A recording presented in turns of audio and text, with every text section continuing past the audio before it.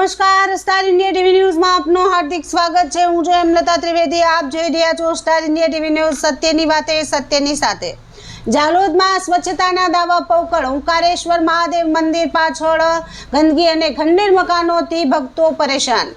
શ્રાવણ માસમાં ભોળાનાથના દર્શન માટે આવતા ભક્તો ગંદકી, કાદવ અને દુર્ગંધ વચ્ચે પસાર થવા મજબૂર। તંત્ર સામે નગરજનોમાં ભારે આક્રોશ।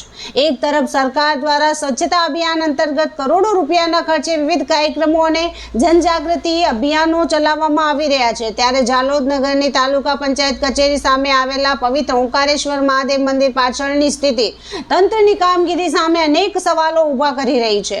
હાલ પવિત્ર શ્રાવણ માસ ચાલી રહ્યો હોવાથી મોટી સંખ્યામાં ભક્તો ભગવાન ભોળાનાથના દર્શન અને પૂજા અર્ચના માટે મંદિર ખાતે આવી રહ્યા છે, પરંતુ મંદિરની આજુબાજુ જોવા મળતી બેસુમાર ગંદકી અને અસ્વચ્છ વાતાવરણને લઈને દર્શનાર્થીઓમાં ભારે ચિંતા અને નારાજગી જોવા મળી રહી છે। ઓંકારેશ્વર મહાદેવ મંદિરની પાછળ તાલુકા પંચાયતના જૂના ક્વાર્ટર્સ આવેલા છે। આ ક્વાર્ટર્સ હાલ સંપૂર્ણપણે જર્જરિત અને ખંડેર હાલતમાં જોવા મળી રહ્યા છે। મકાનોમાં બારી બારણા પણ રહ્યા નથી અને અનેક જગ્યાઓથી મકાનો તૂટી ગયેલા હોવાથી સમગ્ર વિસ્તાર ભંગાર જેવો બની ગયો છે। ચોમાસાની ઋતુના કારણે અહીં પાણીના ખાબોચિયા, ચીકણી માટી અને ગંદકીનું પ્રમાણ પણ વધી ગયું છે। સ્થાનિકોના જણાવ્યા મુજબ આ વિસ્તારમાં અવારનવાર લોકો ખુલ્લામાં શૌચક્રિયા કરતા જોવા મળે છે, જેના કારણે મંદિરની આસપાસ ગંદકી અને દુર્ગંધ ફેલાઈ રહી છે। બીજી તરફ ખંડેર હાલતમાં પડેલા જૂના ક્વાર્ટર્સનો અસામાજિક તત્વો દ્વારા દુરુપયોગ થતો હોવાની પણ સ્થાનિક સ્તરે ચર્ચા સાંભળવા મળી રહી છે, જેના કારણે આ સ્થળની સ્વચ્છતા સાથે સાથે સુરક્ષાનો પ્રશ્ન પણ ઊભો થયો છે।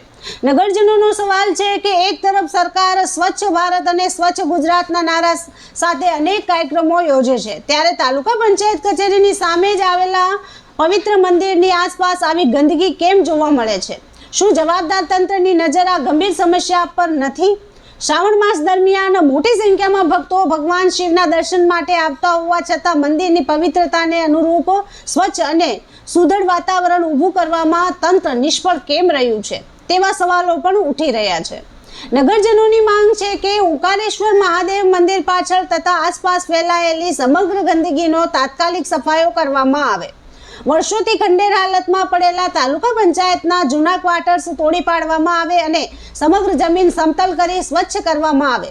હાલ તંત્રને અહીં ભવિષ્યમાં જે વિકાસ કામ કરવાનું હોય તે કરે, પરંતુ ત્યાં સુધી ખંડેર મકાનોને આમ જ જોખમી અને અસામાજિક પ્રવૃત્તિ માટે અનુકૂળ સ્થિતિમાં રાખવાને બદલે તાત્કાલિક યોગ્ય કાર્યવાહી કરવામાં આવે તેવી માંગ ઉઠી છે। સાથે જ ખુલ્લામાં શૌચક્રિયા કરતા લોકોને અટકાવવા માટે પણ તંત્ર દ્વારા કડક પગલાં લેવામાં આવે અથવા જ્યાં સુધી કાયમી વ્યવસ્થા ન થાય ત્યાં સુધી અહીં કામચલાઉ શૌચાલયની વ્યવસ્થા ઊભી કરવામાં આવે તેવી નગરજનોની માંગ છે। નગરજનોનું કહેવું છે કે ઓંકારેશ્વર મહાદેવ મંદિર માત્ર એક મંદિર નથી, પરંતુ અનેક ભક્તોની આસ્થાનું કેન્દ્ર છે।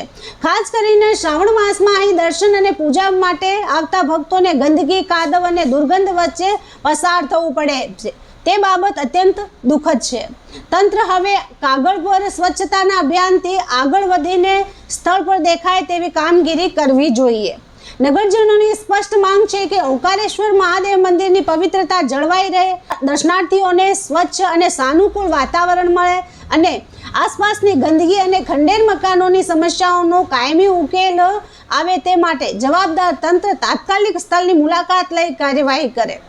Star India TV news, Jhalod reporter Pankajbhai Pandit, જિલ્લા દાહોદ।